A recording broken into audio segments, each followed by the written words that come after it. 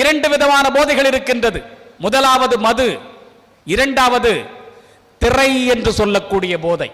இந்த மண்ணில் இருந்து இந்த இரண்டு போதைகளை அகற்ற வேண்டியது அறத்தமிழன் பேரியக்கத்தினுடைய அடிப்படை இலக்குகளில் ஒன்று. இந்த நிமிடம் இந்த நேரம் நாம் ஒரு விளக்கத்தை முன்வைக்கின்றோம். போதை என்பது ஒழிக்கப்பட வேண்டும், திரை என்பது புறக்கணிக்கப்பட வேண்டும். திரையில் தோன்றி நடித்து விட்டால் அவர்களை விட சாதனையாளர்கள் இந்த உலகத்தில் யாருமே இல்லை. திரையில் ஒரு நடிகன் யாரோ எழுதி கொடுத்த வசனத்தை பேசி நடித்து விட்டால் அவனை விட சிறந்தவர்கள் உயர்ந்தவர்கள் யாருமே இல்லை. அவர்கள்தான் வழிகாட்டிகள்.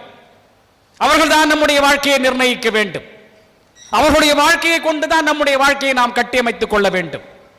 இந்த கீழ்த்தரமான கேவலமான சிந்தனைகள் சற்றேறக்குறைய ஒரு 50-60 ஆண்டுகளாக நம் மனதில் ஊறி போய் கிடக்கின்றது.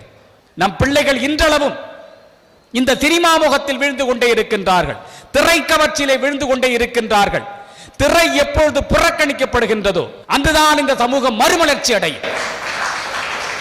போதை என்பது ஒழிக்கப்பட வேண்டும், திரை என்பது புறக்கணிக்கப்பட வேண்டும். திரையை நாம் புறக்கணிக்கின்றோம்.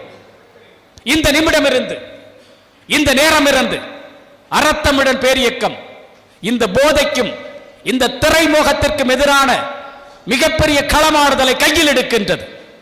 நாம் அத்துணை பேரும் ஒன்றிணைந்து செயல்படுவதன் மூலமாக அது நிச்சயமாக ஒரு நாள் நிறைவேற்ற